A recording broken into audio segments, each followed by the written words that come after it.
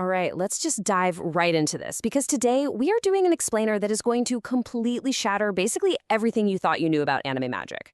If you're a fan of fantasy, manga, or anime, you have definitely seen this exact scene a million times.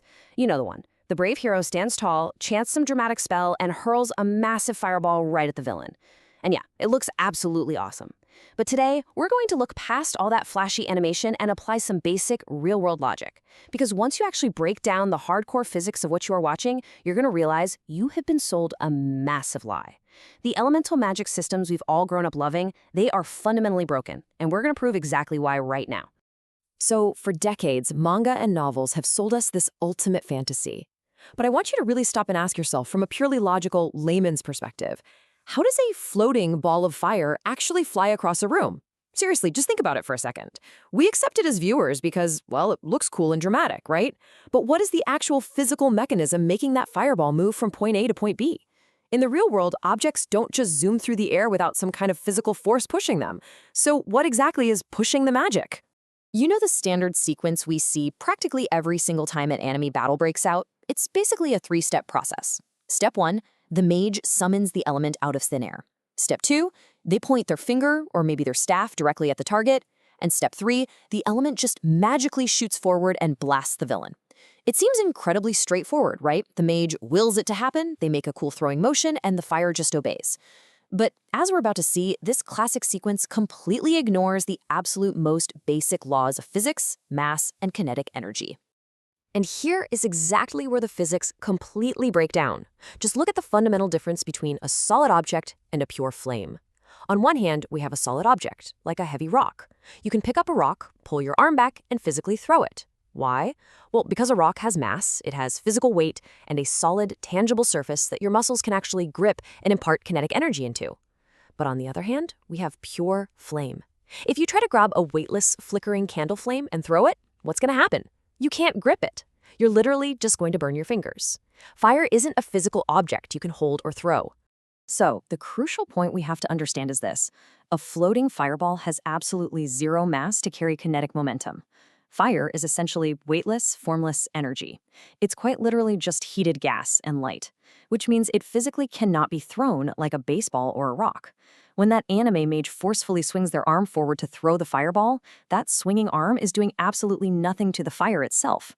The fire doesn't have a solid surface for the hand to push against. That physical throwing motion we see in every single show, it's completely fake. It's nothing but a theatrical prop. Which brings us to a really massive logical gap. If an anime character isn't physically throwing the fire, because we just logically proved that is physically impossible, what exactly is pushing the fire forward? Really think about it. There is no rocket engine strapped to the back of the fireball. There's no giant invisible fan blowing it from behind. If there is no external physical propulsion system pushing that weightless energy from the back, what on earth is making it launch through the air at supersonic speeds to hit the monster? And this brilliantly illustrates our core truth. By definition, telekinesis is the supposed ability to move physical objects by mental power alone. If a wizard creates a ball of fire, doesn't touch it, doesn't push it with another physical force, but simply looks at it and makes it fly across the battlefield using only their concentration and willpower, my friends, they are not using elemental magic. They are using mind magic. They are using telekinesis to grab that pure energy and force it through physical space. Let's break down the step-by-step proof here, because it's fascinating. First, generating the fire out of nowhere. Okay, sure, we can call that elemental generation. But then, the element just hovers there in a vacuum above the mage's hand. The exact moment the mage commands it with their mind and that element obeys and flies forward solely because the caster wants it to, that movement mechanism has absolutely nothing to do with fire. It instantly becomes telekinesis. The fire is literally just the passenger. The mage's mind is the vehicle driving it forward. Now, think about the sheer absurdity of tracking spells in your favorite anime. There's a great saying for this. Fire does not have a steering wheel, and water does not have eyes. Elements are not sentient beings. They do not have brains. They cannot see the villain running away, and they certainly cannot steer themselves to follow a moving target. Fire is just hot gas. It definitely does not possess the biological hardware needed to calculate a real-time interception trajectory. So we really have to ask, how do these spells magically curve around walls and track enemies? Picture those epic anime scenes. The hero is fighting some ninja hiding behind a massive boulder. The hero shoots a fireball, and that fireball miraculously curves 90 degrees in midair to hit the hidden enemy.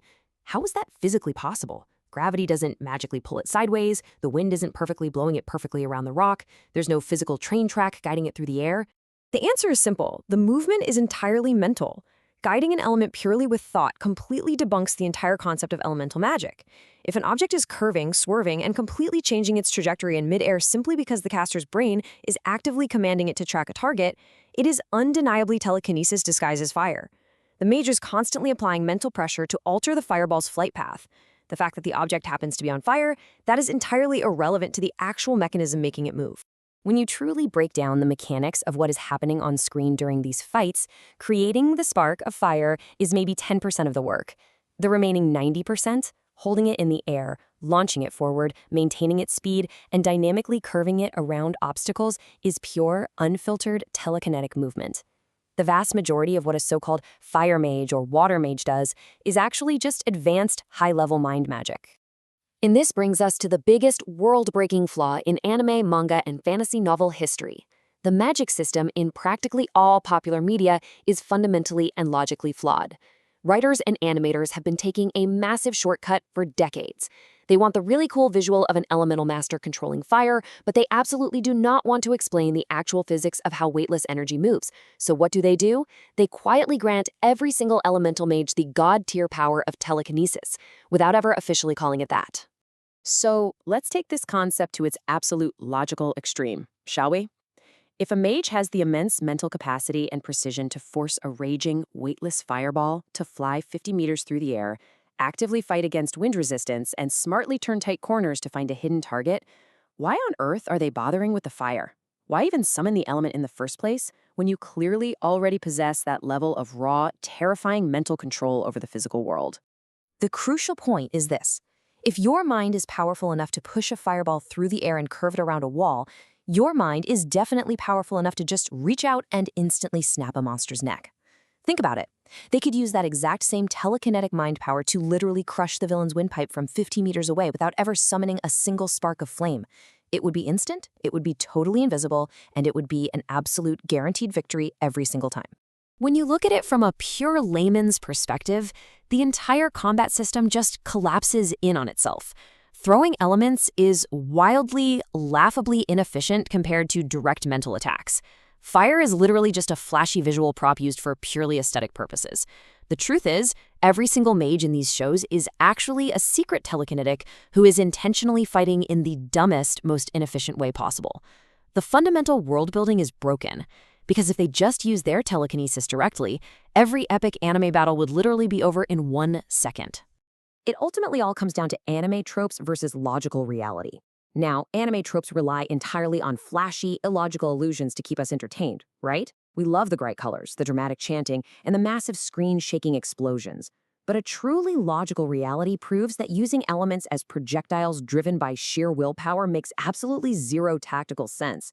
If you have the mental power to effortlessly move matter through space, you don't throw hot air at your enemy. You just crush the target directly with your mind.